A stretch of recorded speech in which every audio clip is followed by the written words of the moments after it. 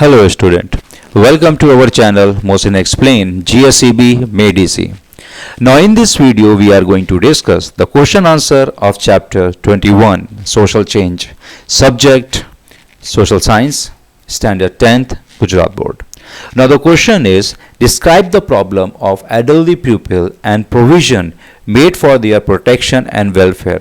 यहाँ पे दो क्वेश्चन के बारे में हम लोग डिस्कस करेंगे. सबसे पहले एडल्टली पीपल को लेके जो प्रॉब्लम फेस कर रहे हैं वो लोग, और दूसरा उनकी प्रोटेक्शन और भलाई के लिए क्या क्या कानून बनाए गए हैं. चलिए, the answer is the problem of elderly people are universal. पूरी दुनिया में अगर देखा जाए तो एडल्टली पीपल के साथ में जो प्रॉब्लम हो रही है वो पूरी दुनिया में हो रही है. In India, the number of elderly people has increased due to the increase in the expectancy of life. अब हमारे इंडिया के अंदर देखा जाए तो जो बूढ़े लोगों की जो तादाद है, पॉपुलेशन है, वो बढ़ रही है. क्यों? हमारे यहाँ पर की मेडिकल सर्विसेज अच्छी हो रही हैं, जिसकी वजह से एडल्टली लोगों की जो लाइफ है वो पहले से ज़्यादा हो रही है, क्योंकि बीमारियों का ट्रीटमेंट अवेलेबल है, मेडिसिन अवेलेबल है, जिसकी वजह से वो एक हेल्दी और डिजीज़ फ्री लाइफ जी सकते हैं. तो चलिए, this has led to the following social and physical problem. अब इनकी जो ट्रीटमेंट की वजह से इनकी जो जीने लाइफ जो इंक्रीज हुई है, उसके साथ में इनकी प्रॉब्लम्स भी इंक्रीज हुई है. तो प्रॉब्लम को समझते हैं. The children are forgetting their moral responsibilities. बच्चे जो हैं उनकी जो मॉरल जिम्मेदारियाँ हैं, वैल्यूज़ और कल्चर. क्यों? क्योंकि वो वेस्टर्न कल्चर को ज़्यादा फॉलो कर रहे हैं, उनके ऊपर बहुत ज़्यादा असर पड़ रहा है. The joint families have been replaced by the nuclear family. अब जो पहले देखा जाए तो हमारे इंडिया में लोग ज़्यादातर साथ में रहते थे, एक बड़ा परिवार होता था, लेकिन अब सब न्यूक्लियर फैमिलीज़ में यानी अलग अलग रहना पसंद करते हैं. Third, many elderly people are compelled to live in a old age home. और अब आज के टाइम पे देखा जाए जो बूढ़े लोग होते हैं उनको मजबूर किया जाता है कि वो ओल्ड एज होम में जाके रहें. ओल्ड एज होम ऐसी जगह होती है जहाँ पे सभी जो ओल्ड पीपल्स होते हैं, बूढ़े व्यक्ति होते हैं, उनको वहाँ पे भेजा जाता है. Number fourth, as most elderly people have retire from their profession, they have very little और नो इनकम. अब जो बूढ़े लोग हैं वो ज़्यादातर क्या हो चुके हैं? रिटायर हो चुके हैं. उनके पास कोई कामकाज नहीं है, तो या तो उनको पेंशन मिलती है या उनके पास कोई इनकम ही नहीं है. They are helpless people who depend on their children for their fulfillment of their basic need. So अब वो अपने बच्चों के ऊपर डिपेंडेंट हैं, जिससे अगर देखा जाए तो उनके बच्चों को उनकी बेसिक ज़रूरतें पूरी की जाती हैं. Number fifth, their physical and emotions needs are neglected. अब उनकी जो शारीरिक और जो उनकी देखा जाए इमोशंस की जो रिक्वायरमेंट होती है, जैसे केयर करना, उनके साथ में बैठना, उनके साथ में टाइम स्पेंड करना, ये सारी चीज़ें, अगर उनको किसी चीज़ की फिजिकल प्रॉब्लम है तो उसको डॉक्टर के पास जाके दिखा के उसको क्योर कराना, ये सारी चीज़ें नज़रअंदाज की जा रही हैं. They feel neglected and insecure. इसकी वजह से उनको लगता है कि उनको नज़रअंदाज किया जा रहा है और उनको अकेलापन लगता है. सो इस चीज़ के लिए attention was drawn to the problem of the elderly people. इसीलिए इन सारी चीज़ों को देखते हुए ज़्यादा ध्यान दिया जा रहा है. The government of India has adopted the national policy for the senior citizen.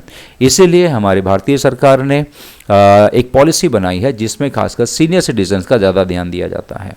The following provisions have been made for the protection and welfare of the elderly people. इसीलिए कुछ कानून बनाए गए हैं स्पेशली जो एल्डरली और सीनियर सिटीजन हैं उनके लिए. चलिए, वो कानून क्या है? Number 1, the national policy have provided pension to the elderly people. इसीलिए एक पॉलिसी बनाई गई है जिसमें उनको पेंशन दी जाएगी. Higher interest rate is prescribe on their saving with the post office और बैंक. अब अगर कोई सीनियर सिटीजन किसी भी तरीके की सेविंग अगर रखते हैं तो उनके ऊपर ज़्यादा इंटरेस्ट दिया जाता है. They are given 30 to 50% concession on bus, rail and air ticket. अगर वो कहीं पर ट्रैवलिंग करते हैं तो उनको नॉर्मल टिकट से उनको 50% उनको कम चार्ज किया जाता है अगर वो गवर्नमेंट बस, रेल या एयर टिकट में ट्रैवल कर रहे हैं. Number fourth, the state government has started old age home. अब इसीलिए राज्य सरकारों ने भी ओल्ड एज होम चालू किए हैं हर डिस्ट्रिक्ट में, जहाँ पे उनको सही फैसिलिटी दी जाएगी. A number of seat in public transport are reserve for them. बूढ़े लोगों के लिए पब्लिक ट्रांसपोर्ट में जैसे बस में, रेल में, रेलवे में और फ्लाइट में भी उनकी सीट रिजर्व रहती है.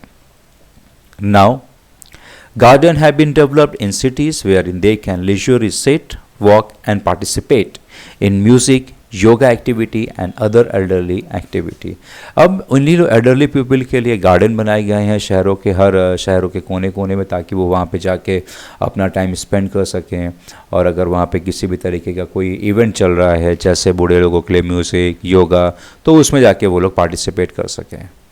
Number 7, parental care and welfare act protect them from domestic violence. अगर घर में उनके साथ किसी भी तरीके के उनको मारा जाता है, पीटा जाता है, तो इसलिए एक एक्ट बनाया गया है। ये इसका नाम है पेरेंटल केयर एंड वेलफेयर, 2007 में बनाया गया था, जिसमें उनको इससे प्रोटेक्ट किया जाएगा। Any harassment by children is cognizable offence. अगर बच्चे उनको परेशान करते हैं तो ये एक ऑफेंस है, एक क्राइम है, गुनाह है, जिसके तहत उनको पनिशमेंट दी जाएगी। Number 8, the responsibility of maintaining parent it impose on their children relative. इसीलिए अब हर बच्चे के ऊपर एक जिम्मेदारी दी गई है ताकि वो अपने बड़ों का ख्याल रख सकें। The government honour the citizen senior citizen for their contribution in making the nation. इसीलिए जो सरकार जो है उनको वो सम्मान देती है कि जो उन्होंने देश को बनाने में जो कंट्रीब्यूट किया है उसमें। Now in this way, this question ends over here. If anyone having any doubt, any query, they can comment me in my comment box. Thank you very much.